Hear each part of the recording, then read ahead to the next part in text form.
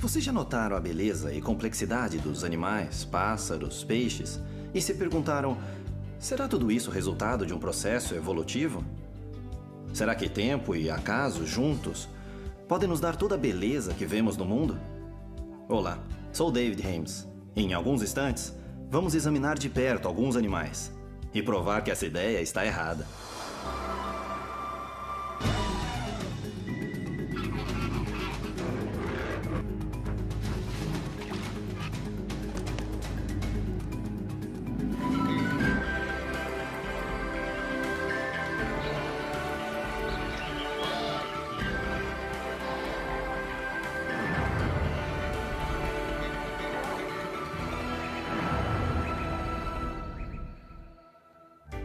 Apresento o Dr. Job Martin.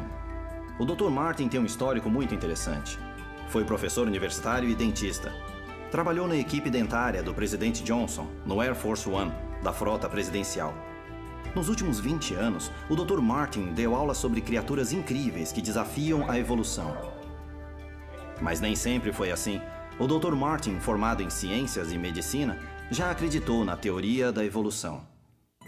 A evolução, como eu aprendi, começou com uma coisa chamada Big Bang. Dizem que esse Big Bang um dia estourou, liberando o gás hidrogênio. Esse gás tornou-se pó e a poeira condensou-se no planeta Terra, que, segundo os evolucionistas, era muito seca. Passados milhões de anos, a atividade vulcânica produziu água. Então, numa dessas poças d'água, em algum lugar do planeta, elementos inorgânicos se juntaram e quando um raio-x ou algo parecido os atingiu, formou-se a centelha da vida. Afirmam que isso aconteceu há cerca de 3,5 bilhões de anos e que a tal centelha de vida, de algum modo, nesse espaço de tempo, transformou-se na primeira célula, o que aconteceu mais ou menos há 600 milhões de anos. Aos poucos, a célula tornou-se os maravilhosos vocês. A formação científica do Dr. Martin prosseguiria rumo à evolução, ou melhor, uma revolução, quando ele juntou-se à equipe de professores da Faculdade Baylor Denton. Este foi o início da evolução de um criacionista. No outono de 1971, eu fui até Baylor, em Dallas, para a minha primeira palestra sobre a evolução do dente. Discorri sobre como as escamas dos peixes gradualmente migraram para a boca, tornando-se dentes. Depois da aula, alguns alunos vieram me perguntar: Dr. Martin, o senhor já estudou os argumentos da ciência criacionista? Isso foi em 1971 e eu nunca ouvira falar dela e eu já era cristão há 5 anos. E então eu pensei comigo, onde esses meninos querem chegar? Eu não conheço o assunto. E respondi, claro, vou estudar com vocês e como professor atrevido que eu era, eu imaginei derrubar os alunos. Bem, pediram-me para começar estudando as suposições que os evolucionistas fazem. Nos meus 8 anos de educação científica, eu jamais ouvira qualquer professor falar sobre uma suposição. Então, começamos a estudá-las e eu comecei a perceber.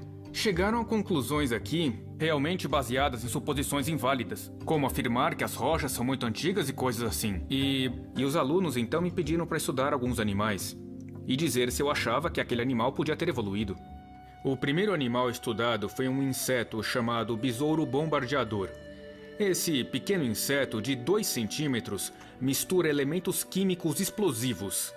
E eu comecei a pensar, muito bem, como ele evoluiu? Se a evolução está certa, você está evoluindo comigo e não possui mecanismo de defesa, mas a explosão é o mecanismo de defesa do inseto. Então, se a evolução está certa, como ele desenvolveu essa defesa? Então vamos pensar, na primeira explosão, o que aconteceu com o inseto? Bum! Explodiu em pedaços. Muito bem, pedaços de inseto não evoluem. Então o que aconteceu? Bom, ele não explodiu. Dentro dele tem uma fábrica que produz elementos químicos. Um deles age como catalisador, de modo que ao ser misturado com as outras substâncias ainda neutras, ocorre a explosão. Mas quando o elemento é produzido outra vez, pronto, o inseto explode de novo. Mas isso não acontece, por quê? Porque ele tem uma câmara de combustão com material isolante. Mesmo assim, ele se explodiria se não tivesse onde dissipar a explosão. Para isso, ele possui 2 canais na cauda e é capaz de apontar os canais para cima, para os lados e para frente. Se uma aranha o atacar pelo lado e ele não tiver tempo para se virar e atirar, ele poderá apontar a sua pequena arma para ela e atirar. A explosão desse pequeno inseto, observada com ouvidos humanos, parece apenas um estalo.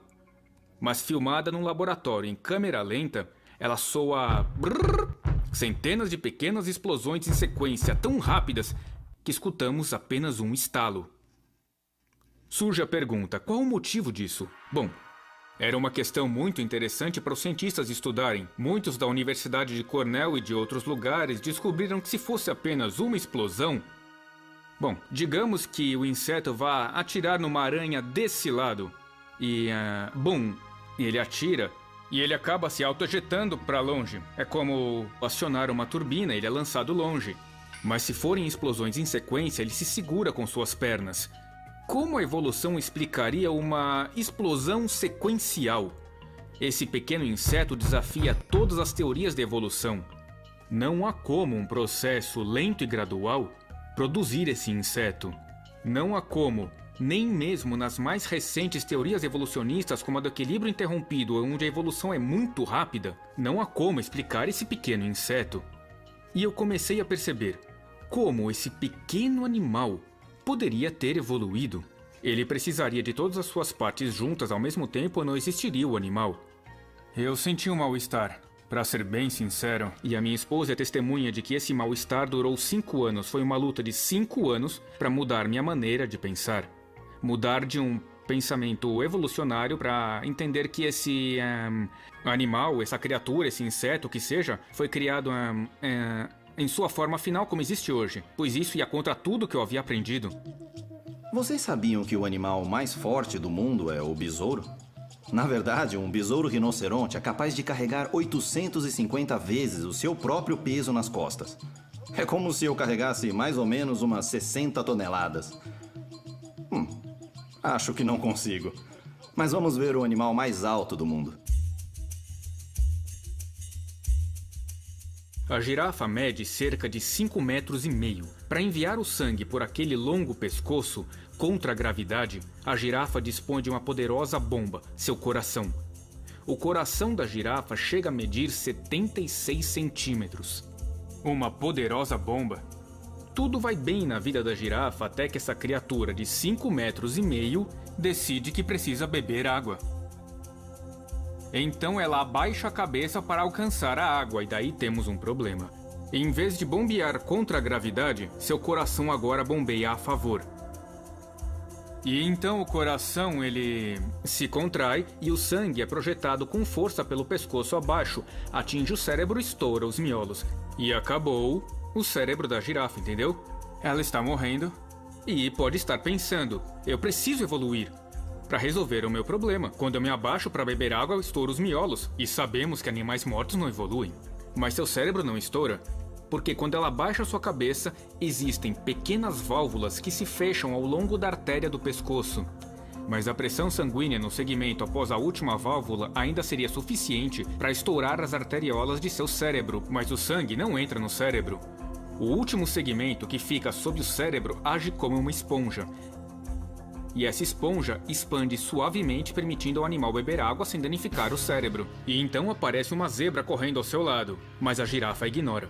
Mas depois vem um leão. Opa, esse bicho quer me comer. É melhor eu dar o fora.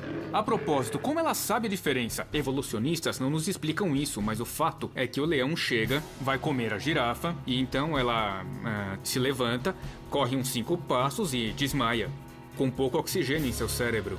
O leão aproveita a girafa desmaiada e a devora. E aí a girafa pensa: preciso evoluir aqui. Eu desmaio quando me levanto muito depressa. Mas obviamente ela não desmaia. Por quê? Porque Deus a criou. Quando ela levanta a cabeça, as válvulas da artéria do pescoço se abrem.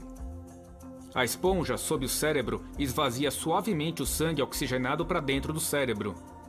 Há também válvulas que se fecham nas veias que descem pelo pescoço. Quando a girafa começa a correr, tudo está bem. A pressão do sangue está normal. Bom, como isso evoluiu? Ela precisa de todas essas partes juntas ao mesmo tempo de uma vez ou estará morta.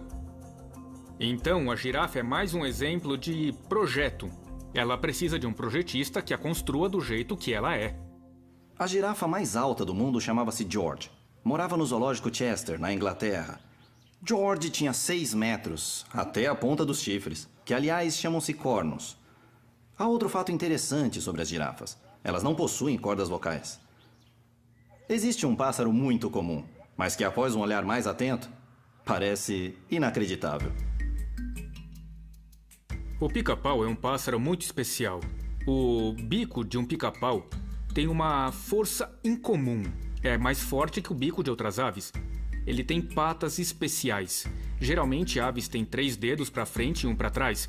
O pica-pau tem 2 para frente e 2 para trás. Por isso, ele pode subir o tronco vertical das árvores, dar a volta nele, ir a qualquer direção, para cima, para baixo e para os lados. Ele possui penas especiais na cauda, diferentes da cauda de outros pássaros. São mais resistentes, esponjosas, são muito fortes e duras, porque ele usa essas penas como uma terceira perna. Assim, ele se agarra ao tronco, abre as penas da cauda e martela a árvore com a cabeça. Vocês imaginam que o Sr. Pica-Pau volta para casa à noite queixando-se à esposa. Ai, que dor de cabeça, martelei aquela árvore o dia inteiro. Nada disso, por quê? Porque Deus lhe deu um equipamento especial, por exemplo. Entre o bico e o crânio há uma peça de cartilagem que age como um amortecedor. Seu crânio possui o osso mais espesso em relação ao peso corporal entre as criaturas. Neurocirurgiões estudam o cérebro do pica-pau para saber como é sua construção, para ajudar as pessoas que, devido a traumas, precisam passar por cirurgias no cérebro.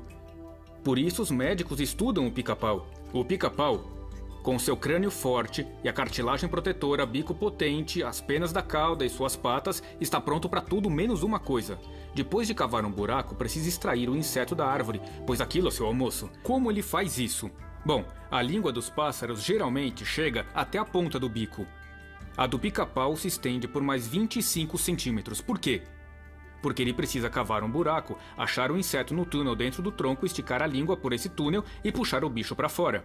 Agora me diga, será que você pode esticar a língua a ponto de caçar um inseto dentro do tronco? Claro que não. Como o pica-pau consegue? Deus criou o pica-pau e colocou pequenas farpas na ponta de sua língua. Assim, ele consegue espetar o inseto e não o deixa escapar. E se isso não bastar, ele tem uma glândula na língua que produz exatamente a cola necessária para grudar no inseto, sem grudar a língua no bico.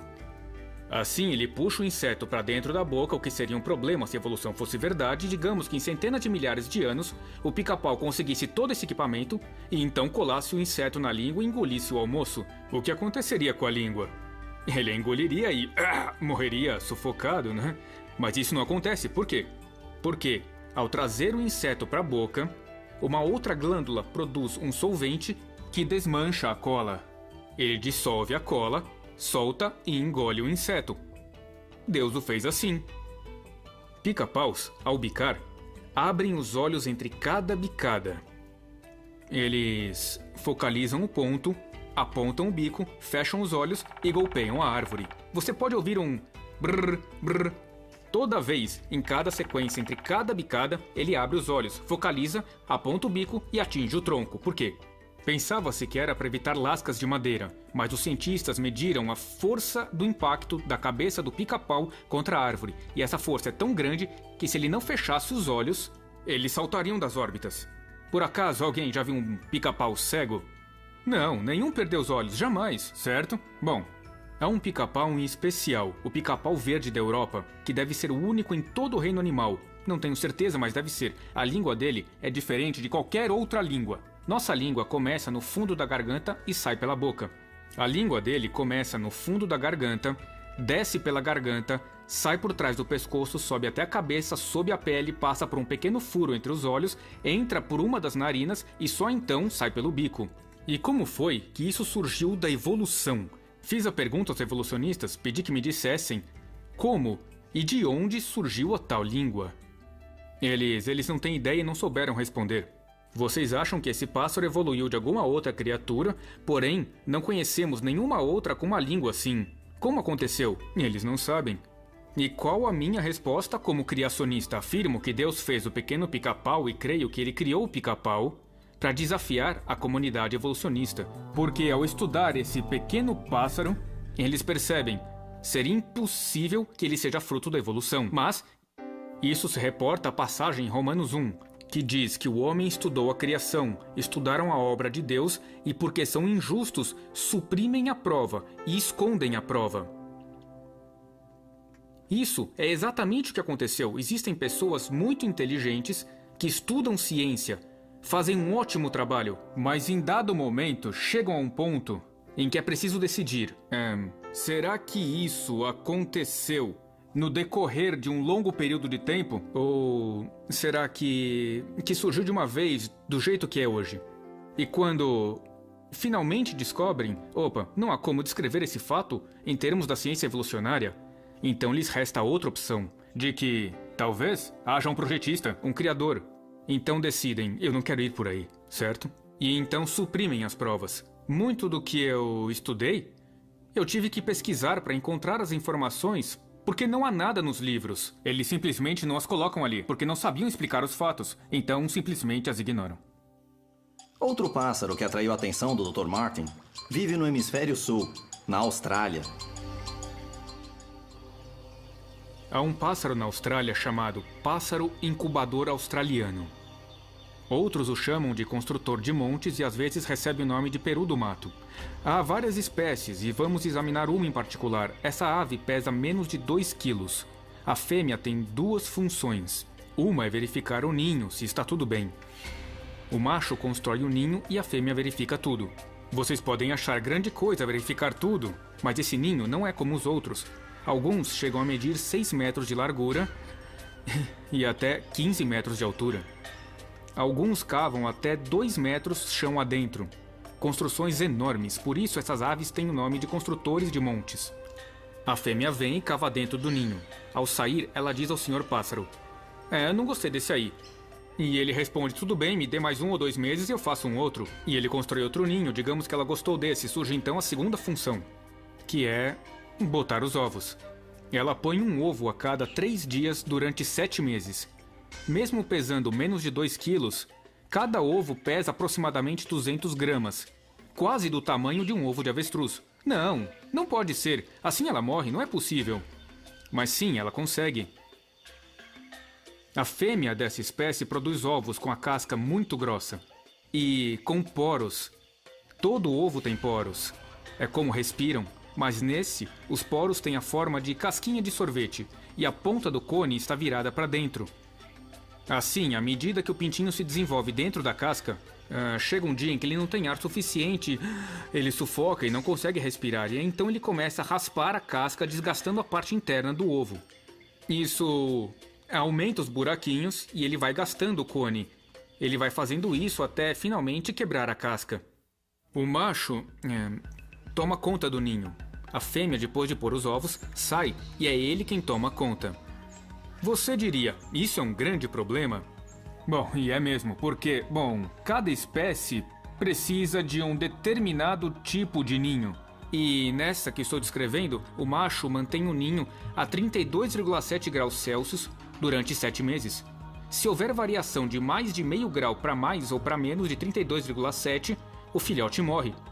Por isso, o macho fica atento o tempo todo, ele cava até o fundo para verificar a temperatura. E os cientistas não sabem como ele mede a temperatura, mas ele mede. 33 graus, quente demais, eu preciso tomar providências. Então ele sai e joga areia sobre o ninho tentando refletir a luz do sol ou fazendo outras coisas. E ele também mantém a umidade do ninho em 99,5%. Se baixar para 80%, o filhote desidrata e os ovos secam. É preciso manter os 99% de umidade. Manter 32,7 graus Celsius, 99% de umidade, isso é impossível para uma ave de menos de 2 quilos. Quando o filhote sai do ovo, já tem todas as penas. Que eu saiba, é o único que nasce pronto para voar. Mas ele não pode voar porque está enfiado lá embaixo do ninho. Ninguém alimenta esse filhote. O pai não alimenta, a mãe não alimenta. Ele sai do ovo e percebe que tem que dar o fora do ninho. E então ele se deita de costas e começa a raspar as folhas e os galhetos que estão em cima dele, até ficar meio enterrado. E então sacode as folhas e compacta tudo com suas asinhas e recomeça a raspar. Mais material cai, ele se limpa e compacta tudo e ele leva 3 dias para conseguir sair. E ninguém explicou isso para ele, ninguém disse como, para que lado, o que tem o que fazer. Então, como ele sabia isso, a evolução não consegue explicar essas coisas. Muito bem, o filhote saiu e ninguém ensinou o que ele deve comer. Mas ele sai, sabe o que comer e como achar a comida. E no ano seguinte, o novo macho vai construir um ninho, sem que o pai lhe tenha explicado como. Ele começa a fazer o monte sozinho. Ninguém mostrou como fazer. É um milagre, é um milagre. Olhando para o pássaro incubador da Austrália, a gente se pergunta: como ele evoluiu? Se a evolução for verdade, como foi que aconteceu? Mas eu digo que só Deus pode fazer isso. Eis aqui algo que todos nós tiramos da geladeira, toda manhã. Se você colocar um ovo na água morna, verá que ele solta bolhas. E por quê? Porque a casca é cheia de buraquinhos. Um ovo de galinha tem cerca de uns 10.000. Esses buracos servem para o filhote respirar, pois o ar entra pelos furinhos. E também para jogar fora os dejetos do ovo, porque o pintinho come a gema para crescer. E a gema digerida produz dejetos, solta água e outros elementos. E esses dejetos devem ser jogados fora, ou, por exemplo, parte da água deve ser eliminada ou ele morre afogado. Como explicar esse mecanismo complexo e o momento exato para um ovo se desenvolver? E tudo isso acontecer de modo que o pintinho sobreviva em cada etapa do processo. Tudo deve ser feito num dia certo e numa ordem certa e no tempo exato, ou o filhote morre. Se você já comeu um ovo quente ou um ovo duro, ao descascar já notou a membrana envolvendo tudo. Essa membrana tem uma função, da qual já iremos falar. Porém, uma das pontas do ovo é achatada, parecendo que a galinha deixou uma parte vazia. Esse lugar é especial, chamado bolsa de ar. Agora, vamos observar esse ovo fertilizado que possui todas essas partes que identificamos. É onde o pintinho se desenvolve. No 5º dia, seu coração começa a bater. Veias e artérias já apareceram e 2 delas se destacam, ligando-se à membrana. É por aí que o filhote vai respirar. O ar entra pelos poros, os furinhos na casca e segue para a membrana. Essa membrana transfere o oxigênio para a artéria ou veia que chega até o animal, enquanto a outra veia que sai dele livra-se dos dejetos. Temos assim um processo de materiais entrando e saindo da casca. Outras 2 veias se prendem à gema, alimentando o pintinho. E à medida que ele cresce, a casca fica pequena e ele não tem ar suficiente. Isso ocorre no 19º dia. Durante esse tempo, um pequeno dente cresceu na ponta do bico. É o dente de ovo. Nós desenvolvemos nossos dentes dentro da boca e não em um bico. Mas o pintinho tem um dente de ovo. E no 19º dia, ele irá usá-lo para fazer um furinho na parte chata do ovo, onde está o ar. Por isso chama-se bolsa de ar. Assim, ele tem mais 6 horas para respirar. Quando nós mergulhamos no fundo da piscina ficando sem ar, nadamos para cima para respirar. Geralmente ficamos ali algum tempo dando uma boa respirada. Não o pintinho, porque se ele entrar na bolsa de ar, ele vai ficar sem ar. E por isso dá bicadas no 19º dia, nem um dia antes, nem um dia depois, ou estará morto. Mas é no 19º dia que ele alcança a bolsa e tem mais 6 horas de ar. Ele vai ficar ali parado respirando ou vai pensar: tenho que fazer alguma coisa com esse ar? E é claro que ele faz. Preciso fazer um furinho e, valendo-se das 6 horas de ar, ele faz um furo na casca. E assim, ele respira do 19º dia até o 21º pelo pequeno furo na casca. No 21º dia é quando ele quebra a casca para sair. Nesse meio tempo, os sistemas que ligam a membrana e os sistemas ligados à gema, todas aquelas veiazinhas começam a soltar-se. Quando o pintinho sai da casca, às vezes uma dessas veias se enrosca nele. Mas o fato é que parece que ele saiu de um traje espacial. Ele está pronto. Sai do ovo no 21º dia, mas todas as etapas anteriores precisaram ser executadas no tempo exato, absolutamente no tempo certo, porque ao sair, ele é uma criatura inconfundível, não há dúvida de que é um pintinho. Tudo o que vemos na natureza, nos registros fósseis e nas criaturas vivas é igualmente inconfundível, identificável. Podemos classificá-lo, isso é uma vaca, isso é uma galinha, e isso é mais uma prova de que Deus fez tudo, inclusive as galinhas, exatamente como elas são. Uau! O meu café da manhã jamais será o mesmo. Vocês sabiam que durante um teste na Universidade do Missouri, a galinha número 2988 pôs 371 destas coisas em apenas um ano. É muito ovo.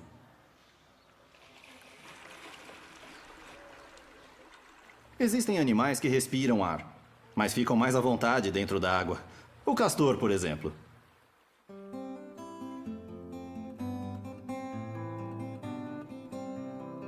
O castor é notável porque é um engenheiro. Ele constrói seu dique como se fosse um engenheiro. Na verdade, os engenheiros estudam os diques do castor para saber como fortificar um dique e como canalizar a água. É como se o castor soubesse tudo a respeito e os engenheiros fossem para a faculdade aprender com o castor. Exatamente como os cirurgiões estudam o cérebro do pica-pau, é o modo de Deus nos mostrar exemplos de sua criação e de como fazer as coisas direito. Mas o castor constrói sua casa geralmente com 2 entradas por baixo d'água. Ele constrói a casa de um modo que o ar viciado de dentro possa escapar e o oxigênio possa entrar. Mas o dique é construído de um modo que o castor continue seco lá dentro e para que seus filhotes ao nascer tenham um lugar seco e limpo para ficar. O castor estoca alimento no fundo da correnteza do rio e por isso ele deve mergulhar com frequência. O inverno é rigoroso no lugar onde vivem os castores. Será que Deus cuidou disso? Sim, claro que sim. O castor mergulha. Ele possui um tipo de pálpebra transparente, óculos para a água. E ele pode ver através dessas pálpebras embaixo d'água. Desse modo, seus olhos permanecem livres da sujeira da água. O castor possui abas nasais que impedem que a água entre por seu focinho, a mesma coisa nas orelhas, protegendo os ouvidos. Outra característica, minha preferida, são abas com pelos localizadas na boca que protegem a garganta e os molares, aqueles dentes grandes do fundo. Mas os dentes da frente não devem ser sensíveis, porque são os dentes que ele usa para mastigar e cortar árvores. Esses dentes se desgastam, mas não param de crescer. São usados intensamente e não param de crescer, por isso não são sensíveis. Mas como os dentes de trás são, Deus providenciou uma aba com pelos para protegê-los da água gelada do inverno. Observem o castor nadar, ele pode pegar um galho bem pesado e mesmo assim arrastá-lo, atravessando a corrente do rio. Ele quer chegar até aqui, mas ele está lá e há uma correnteza no meio. Ele arrasta o galho e chega até o ponto escolhido. Ele compensa a força da água fazendo um cálculo matemático. Ele calcula quanta força deve fazer com a cauda de modo a compensar a força da correnteza. Assim consegue chegar aonde quer, toda vez, sempre. Duvido que os evolucionistas tenham explicação para isso, mas o meu Deus tem. Outro animal, o ornitorrinco ou plátipo, é um animal fascinante. É semelhante ao castor porque passa muito tempo na água, tem pés palmípedes e põe ovos, muito esquisito para um mamífero. O impressionante nele é o seu modo de procurar comida. O plátipo se alimenta de pequenos camarões que encontra sob a água. Mas ao nadar, diferente do castor que tem pálpebras transparentes, o plátipo fecha os olhos. As abas nasais fecham seu focinho de modo que ele nada sem ver ou cheirar. E como ele acha o camarão? Dentro dele existe um mecanismo que detecta os impulsos elétricos da cauda do camarão entre o músculo e o nervo. Quando o nervo manda um impulso para o músculo, há um pequeno impulso elétrico que o plátipo consegue captar e que o conduz até o seu alimento. Já fizeram experimentos dentro de um tanque com um camarão morto, ligado a pilhas. O plátipo chega até a pilha de lanterna, porque lá existe uma corrente elétrica, e ele encontra o alimento lendo correntes elétricas, impulsos elétricos bem fraquinhos. E é um milagre, um completo milagre. Não sei quanto a vocês, mas eu não sou fã das aranhas. E pensando bem, como essa criatura tão assustadora pode ser incrível?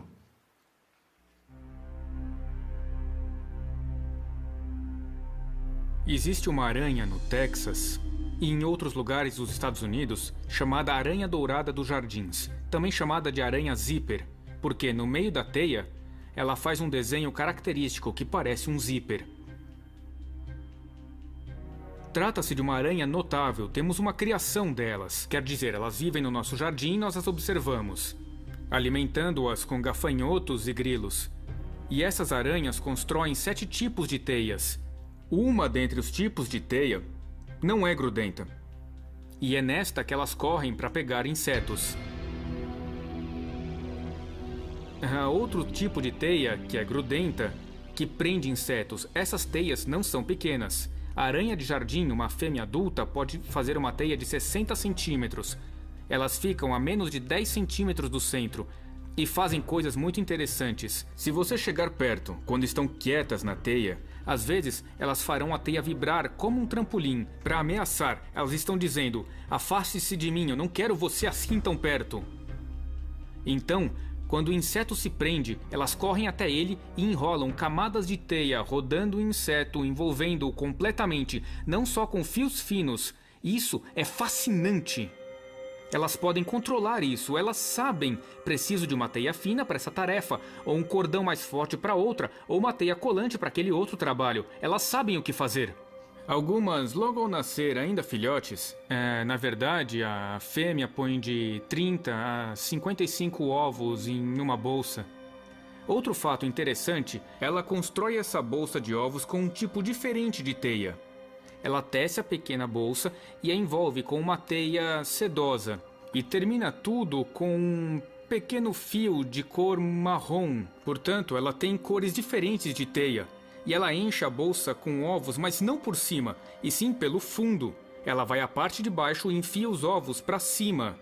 E aí, cada um dos ovos é pulverizado com um pó fino, que ela mesma produz dentro dela, de modo que não grudem uns nos outros. Depois de empurrar todos os ovos para dentro, ela fecha o fundo. Às vezes, ela faz a bolsa no outono.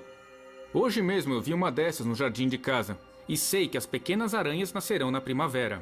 Por isso a bolsa fica ali durante o inverno. Às vezes, ao nascer, as aranhas resolvem: eu quero ir para Acapulco. Eu não sei o que elas pensam, mas o fato é... E elas tecem umas fitas de teia e esperam o vento passar. Quando ele sopra, elas abrem as teias e o vento as leva. Elas já foram vistas a 4.500 metros de altura. Já foram monitoradas por 2.500 quilômetros de voo. Isso é fascinante. Como uma aranha pode decidir: hoje eu vou viajar, vou lançar minha teia porque eu quero ir para outro lugar. E é assim que elas se espalham. Outra coisa interessante. As aranhas crescem dentro de uma espécie de casca, que não cresce com elas. Portanto, precisam sair. Se não saírem, elas morrem.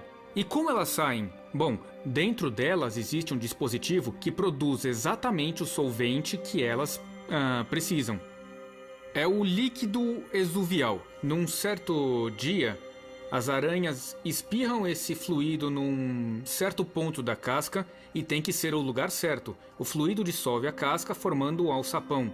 Elas abrem o alçapão, se espremem para fora e já começam a fabricar outra. Esse processo se repete várias vezes durante seu crescimento. Espere um pouco, vocês dirão. Se a evolução existe, como a aranha poderia desenvolver a capacidade de produzir esse fluido para dissolver a própria casca? Tem que ser o fluido certo para dissolver a casca. Tem que ser aplicado no lugar exato ou a aranha não escapa. E tudo isso deve acontecer no momento certo, ou a aranha morre dentro da casca. Sobrevivência do mais apto. As aranhas de jardim não deveriam existir. Há gente que gosta de matar essas aranhas. Mas eu acho que elas devem viver. Elas comem insetos nocivos e outras coisas. São bonitas e interessantes de olhar. Assim Deus fez essas criaturas e a sua criação, para que sejam estudadas, com cuidado, pois admirando e aprendendo com sua criação, agradeceremos ao Criador e daremos glória por sua criação, e é assim que devemos estudar as obras de Deus. Talvez aranhas não sejam tão horríveis assim. Por que não me ensinaram tudo isso na escola? Preciso aprender mais. No sudeste dos Estados Unidos existem várias espécies de lagartos, algumas muito interessantes. Uma dessas espécies, a lagartixa, por exemplo, tem uma característica muito especial: as patas. Se vocês tiverem uma lagartixa de estimação, olhem atentamente, porque ela pode correr pelo teto. Se o teto da sua casa for de vidro, ela corre do mesmo jeito. Ela não cai. A gravidade não pode com ela. Por muito tempo, os cientistas não souberam dizer o que faz a lagartixa grudar no teto. Resolveram estudar suas patas, que são patas especiais, e as examinaram ao microscópio. e descobriram que nas patas existem pelos, pequenos tufos de pelos. Mas pensaram, isso não é o suficiente, era uma ampliação de 2000 vezes. Isso não é o suficiente, existe algo mais aqui. Usaram então microscópios eletrônicos para ver os pelos. E foram aumentando cada vez mais, e chegaram a 35.000 ampliações e de repente, viram a resposta. Cada pelinho é recoberto de mini ventosas. Mas é preciso uma lente que aumente 35.000 vezes só para ver as ventosas. As ventosas são tão poderosas que, se a pata não fosse especialmente criada, a pata da lagartixa ficaria grudada no teto e ficaria presa sem se mover. E é por isso que a pata da lagartixa é feita de tal modo que ela usa outras partes da pata para se desgrudar. Observe que a pata da lagartixa é diferente da pata dos lagartos comuns. A maioria tem uma espécie de dedo com uma unha bem grande. A pata da lagartixa tem umas almofadas arredondadas na sola. Desse modo, ela pode usar as ventosas da frente para desgrudar as ventosas de trás, ou usar as de um lado para desgrudar as do outro. A lagartixa faz isso com naturalidade. Como um lagarto, poderia evoluir ventosas que exigem ampliação de 35.000 vezes para serem vistas. Como desenvolveria isso? E por que evoluiria?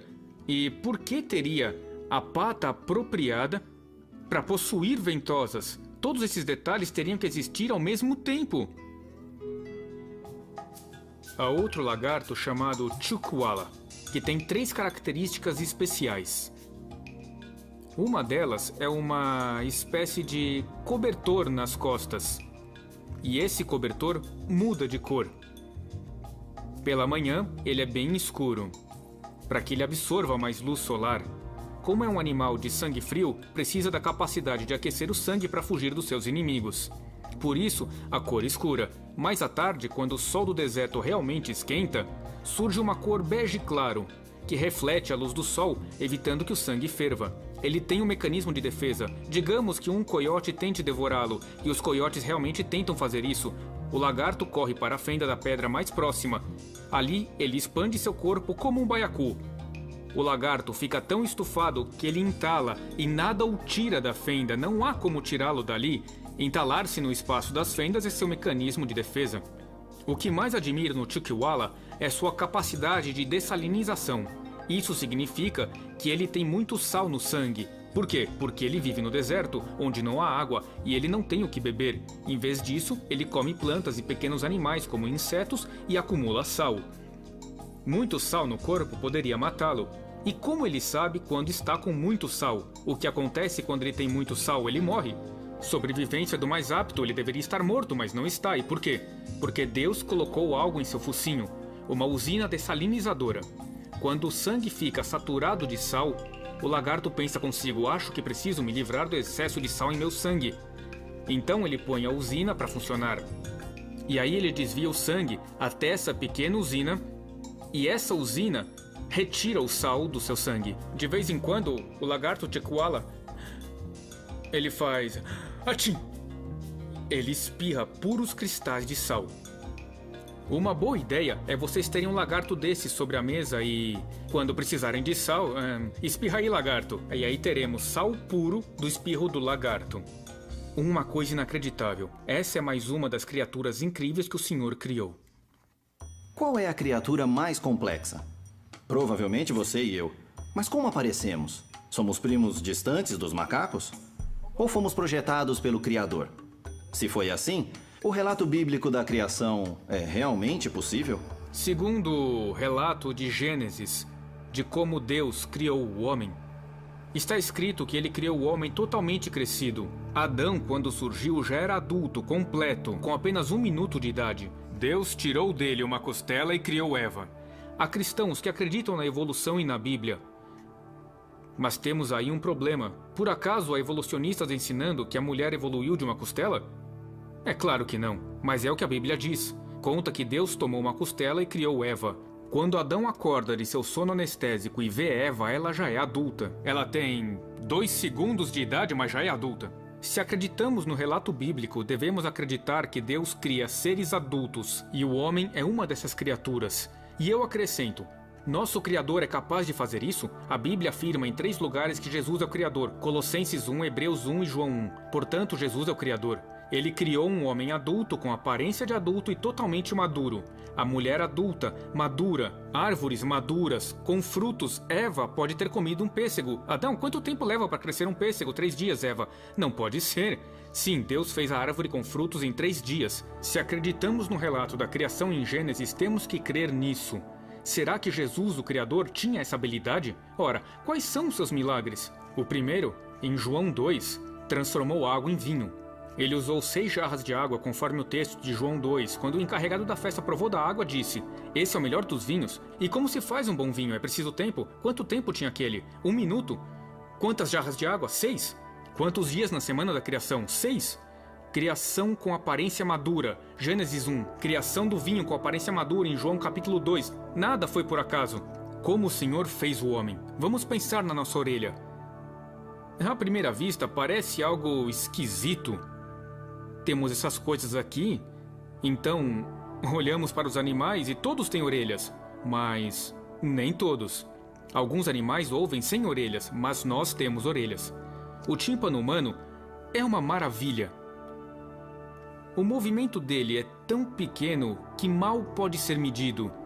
Alguns cientistas dizem que o movimento do tímpano, quando atingido por diferentes sons, é aproximadamente 1/100º da largura da molécula do hidrogênio.